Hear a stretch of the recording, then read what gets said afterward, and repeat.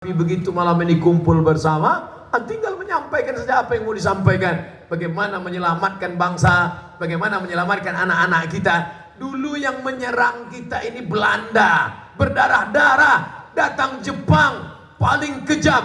Katanya 3,5 tahun Jepang lebih hebat, lebih parah, lebih dahsyat daripada 350 tahun Belanda. Tapi sekarang Jepang sudah pulang, Belanda sudah pulang. Kalaupun tinggal selop sama terongnya aja lagi, kata Ustadz Solhas tadi.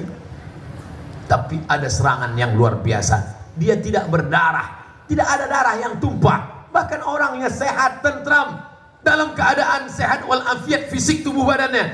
Tapi yang rusak itu otaknya. Serangan kita sekarang bukan pakai meriam, bukan pakai pistol, bukan pakai pedang.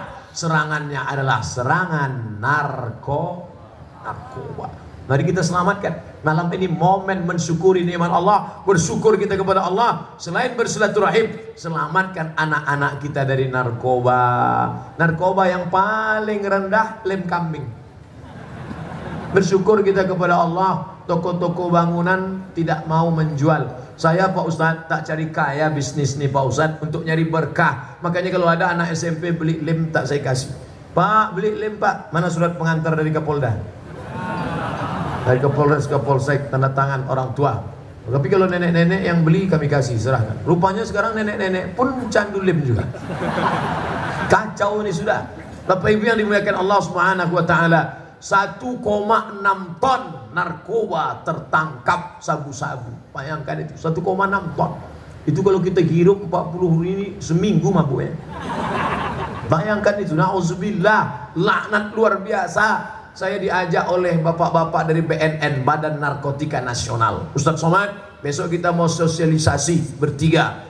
Bapak dari kepolisian, BNN. Yang kedua Ustadz Somad dari Ustadz, dari rohaniwan agama. Yang ketiga ibu dokter. Oke, yang pertama ngomong dari BNN.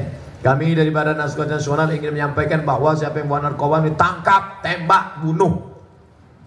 Ada kata-kata pendek, tangkap, tembak, bunuh. Untuk mengatasinya, sama seperti di Cina, ditembak mati. Habis itu kemudian ibu dokter. Saya sangka ibu dokter ini lembut ngomongnya. Ini nanti pecandu narkoba, gila, bodoh, habis itu mati. Gila, bodoh, mati. Yang ini tangkap, tembak, bunuh. Yang ini gila, bodoh, mati. Berarti yang ketiga ini Ustaz harus lembut. Marilah kita sabar. Kalau anak kita kena narkoba, sabar. Kalau tertangkap pakai narkoba, sabar. Oh tidak, saya harus imbangi yang dua ini. Jadi gimana? Kalau siapa yang pakai narkoba, pancung kepalanya. Neraka jahanam tempatnya. Ya ayyuhalladzina amanu, hai para laki-laki, hai para suami, qu anfusakum, jaga dirimu, wa ahlikum, anakmu, keluargamu, naro, dari api neraka. Pancung kepala pengedarnya. Ustaz tahu dari mana? Pas musim haji, kartu dari Maroko tidak laku untuk Saudi Arabia. Pergilah saya ke pasar Kornes di Jeddah untuk cari nomor. Saya lihat ada mobil pemadam kebakaran dengan mobil ambulan di dekat Masjid Kisos. Saya pun melihat, ini nampaknya ada pemancungan. Betul. Berikut ini kami panggilkan yang pertama, pembawa narkoba tertangkap di King Airport Abdul Aziz, King Airport King Abdul Aziz. Maka hukuman pancung. Algojo pakai sorban merah, kacamata hitam, jubah panjang, pedang panjang. Saya sangka bacakan dulu hukumannya baru dipancung, rupanya tak selesai, langsung muncrat darah macam keluar dari pipa air. Putus kepala, menggelinding. Duduk macam duduk tasyahud, diturunkan kerah baju jubah ke belakang, menunduk, pancung. Yang pertama dari Nigeria, membawa narkoba, tangkap. Yang kedua dari Pakistan, pancung juga, putus, menggelinding kepala. Datang pemadam kebakaran ke atas, bukan memadamkan api, menyemprot darah yang ada di altar. Datang tukang pel, bersih. Yang ketiga ini asal didudukkan jatuh, tak jadi dipotong. Gimana mau motongnya, jatuh. Masya Allah, na'udzubillah, la haula wala quwata illa billah. Selesai itu saya pulang naik taksi, super taksi nanya, saya Fanesh, nengok apa tadi? Saya bilang nengok orang hukum pancung. Saya udah 10 tahun kerja di sini, gak berani gitu. Kamu kok berani katanya? Tak sengaja saya bilang. Pulang ke hotel 2 hari saya tak makan. Kalau ada sekarang yang membayari saya, Ustaz Somad ayo kita pergi umroh nengok pancung gratis, syukron, terima kasih. Ternyata luar biasa efek pancung ini, hilang nafsu makan. Saya yakin pecandu narkoba kalau nengok itu hilang juga nafsu narkobanya. Ini umat ini rusak luar biasa Bapak Ibu. Tidak ada cara lain selain mengobatinya. Ada hukum pakai tembak. Kita sudah menerapkan itu pakai hukum tembak. Ditembak, masuk itu peluru ke dalam tangkai jantung, pas di jantung, mati. Ada sebagian negara pakai hukum gantung. Digantung lehernya, kakinya pakai kursi, ditendang kursi, tersangkut leher, patah, mati. Dan yang ketiga dipancung. Menurut kriminolog, pakar kriminologi, katanya kematian itu di antara yang 3, pakai hukum pancung, pakai hukum gantung, pakai hukum tembak. Katanya yang paling agak ringan yang pancung. Walaupun ini duga-dugaan saja, karena yang 3 orang ini belum pernah diwawancarai live langsung. Karena kata dia kalau yang ditembak itu terasa peluru itu masuk menembus kulit, masuk ke dalam daging, masuk menembus, bahkan patah, itu ada tulang rusuk yang kena mengenai jantung, mati. Yang ditembak itu sasarannya jantung. 10 orang penembak itu yang ada peluru cuma 1, yang 9 tak ada pelurunya, dan masing-masing semua merasa tidak punya peluru supaya tak ada rasa bersalah. Maka setelah menembak mati, kau yang nembak? Enggak, aku tak ada peluru. Lalu siapa? Enggak tahu tak siapa yang punya peluru. Karena ternyata ada rasa bersalah kalau sampai menembak membunuh orang, sehingga terasa itu masuk ke dalam, mati. Orang kenapa tidak tembak keningnya? Orang ditembak kening masih boleh hidup karena jantung tetap berdetak. Tapi kalau sudah jantung yang kena, mati. Makanya kita dengar ada istilah orang itu mati mendadak. Kenapa? Karena serangan jantung. Mana pernah ada? Kenapa dia mati? Kena kurap. Kenapa? Kena jantung mati.